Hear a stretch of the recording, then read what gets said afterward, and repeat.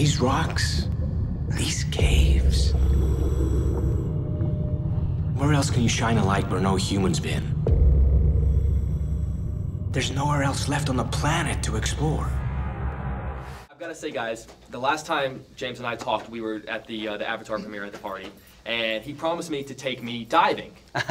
And you still want to go? I still want to go. Really? A little bit. As a sucker born every minute. I'm a little bit hesitant. I was going to see if you guys could any particular tips now that I've seen this movie, a little freaked out. Never hold your breath. Exactly. Yes. Okay. Keep breathing. Keep breathing. That's actually my advice to anybody, like how to live a long life. Mm-hmm. Keep breathing. Keep breathing. Right. So but guys, I do have a bit of a confession to make. Since Avatar was really the last movie I saw in 3D that I thought I would pay extra to see that. Mm-hmm. And you know, we do all these junkets in 3D. Yeah. Mm-hmm. I'm a little tired of 3D, but I'm just kind of like, it feels, all the other movies kind of feel like a gimmick. Is that something working against you guys? I feel like a lot of people are feeling that way. But what did you think of our 3D? I thought this 3D was incredible. Yeah. But also, it's at this point now where are so many people going to see 3D movies that aren't worthy that by the time this comes out, are they going to say, Look, Well, people are good consumers. Yeah. And I think they know how to select. And if a movie's been converted to 3D, it's probably going to suck in 3D. So don't spend the extra money. See it in 2D. If a movie was shot in 3D, then it stands a pretty good chance of being a heightened experience and pay the premium ticket. You know, we shot this movie in 3D. This is not a big, expensive $100 million film, but we used the same camera system that we used on Avatar, and we shot it right. So it's good. It's a good experience. It's not going to rip your eyes out. It's just going to immerse you in the story. And it's the right story for 3D. Yeah. It's the perfect environment. You know, Right. You're in a cave, you're underwater. It's good 3D. It's so immersive. You feel like you're participating. It feels tangible and real. And so that heart racing feeling that you get, you know, we're enhancing that with the 3D. which I thought was interesting was I almost found myself like breathing back, like you go, Yeah. that faster breathing. So it's important for you guys to stress to people the technical aspect of it, the fact that these cameras are specifically made for that. You know, I think it's hard for us to know where the performances of the actors, the music, the sound design, all of that leaves off and the 3D begins in terms of creating that. Every single decision we made creatively from the start of this project 3 or 4 years ago was designed to put you in the shoes of those people. The veracity of the dialogue, the correctness of the diving equipment, everything that they do and say is exactly as it would be. So the sense of reality is there from the beginning. The 3D just adds to that. But if you took it away, the film would still have that effect on you. Right. Yeah.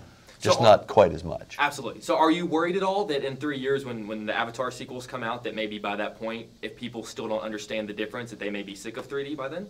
It's still going to be Avatar in 3D, dude.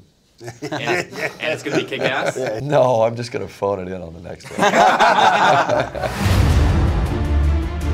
It is the last unexplored territory in the world. Espiritu is Sala, the mother of all caves. Trust me, you're gonna love this. What could possibly go wrong diving in caves? Some come for fame and fortune. You're not gonna set any records without me. Others to chase history. Your old man is the most respected explorer in the world. Because he's got nothing else. He's a good kid, Frank. You need to go easy on him. Exactly what I don't need to do. This cave will kill you in a heartbeat. But one mistake in Earth's inner sanctum, My God, would you look at that? and no one will ever know you were even here. Listen. What the hell was that? Now, guys, I do have a bit of a confession to make. Being a 22-year-old guy, I have my 22-year-old guy moments, and whenever I see the poster for the film, you guys have a great tagline. I think the only way up is down. But I can't look at the tagline without saying that's what she said. Wow. And, Pow. but I feel guilty. I'm with you. Did you really go He did go there. He went there, Ioan. And we love it. I hope that's okay, but I thought, you know, this guy. I had the pleasure of sitting across from you guys. I feel guilty now saying it unless I have your permission. Can I have your permission to say that's what she said? Can you imagine the spin-offs? The spin-off films there? Can you? I mean, look at the background behind you. I feel like the background behind you is a giant that's what she said. Wow. Oh, Wow. God, come on. We're all Wow. incredibly prudish over Oh, here, the aren't we? youth, Yes, the yes. joy yeah. and I love innocence it. I of love youth. it. You'll remember this interview. We absolutely. This isn't going to go in, Harry. No, no. I think one of my favorite lines in the movie was that panic is the vulture that sits on your shoulder, which I thought was really interesting. When you guys are shooting this, what was the most or the worst moment of panic that you guys had?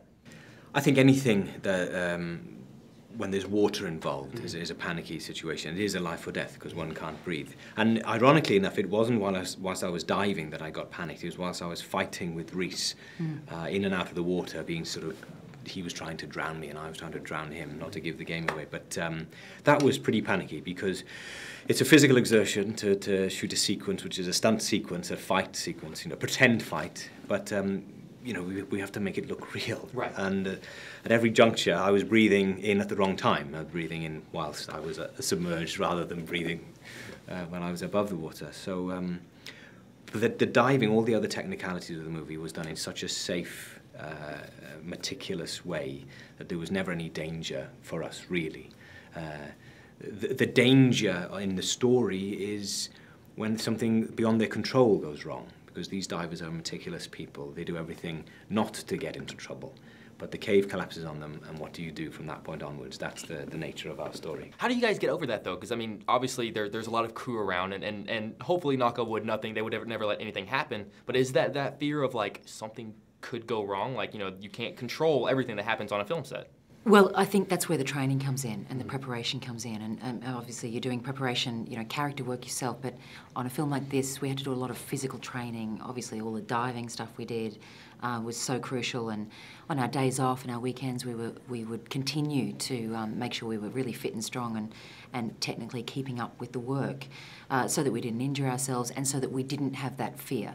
I think if you went into it ill-prepared, it would be extremely frightening. But we were encouraged to train very hard for this film, and we had extraordinarily talented teachers. I mean, John Garvin, who was one of the writers of the film. I mean, he's one of the best kind of divers in the world, and you know, learning how to dive from that guy, you feel pretty safe, you know, and you know that these safety divers are always around. So as long as you've done the preparation and the training, it takes a lot of the fear factor out. Pull the team out now! The storm has turned into a cyclone! Dad, the cave is flooding! You think? You'll find another way out! We're heading back down! I can't do this! I'm not a diver! You can do this because you have to do this! I don't want to die down here. I gotta get out of here, or am I? We follow the river all the way to the ocean. This way. You sure? Nope.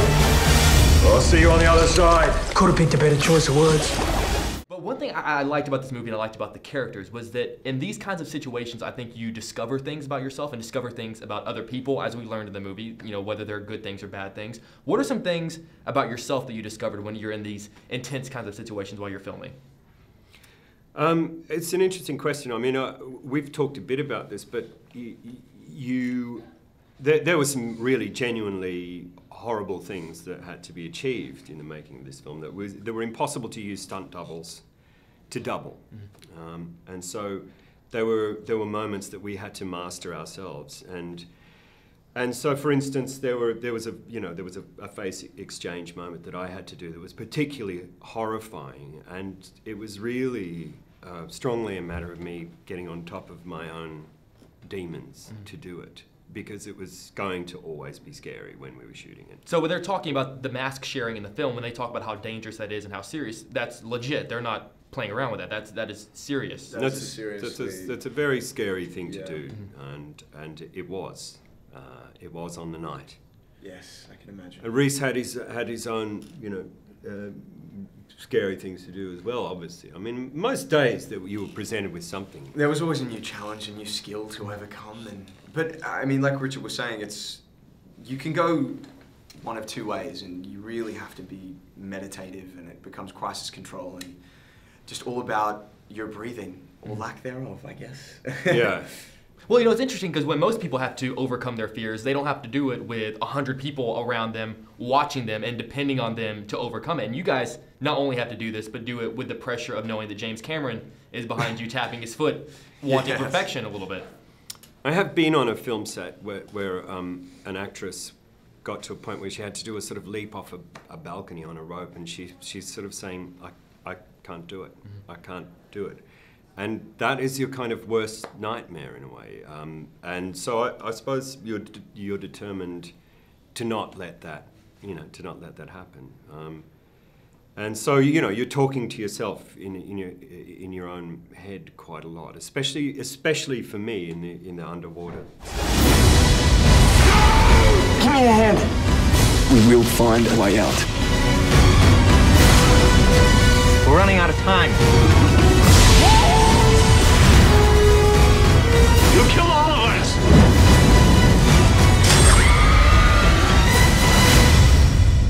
Never give up. No matter what happens, you never, ever give up.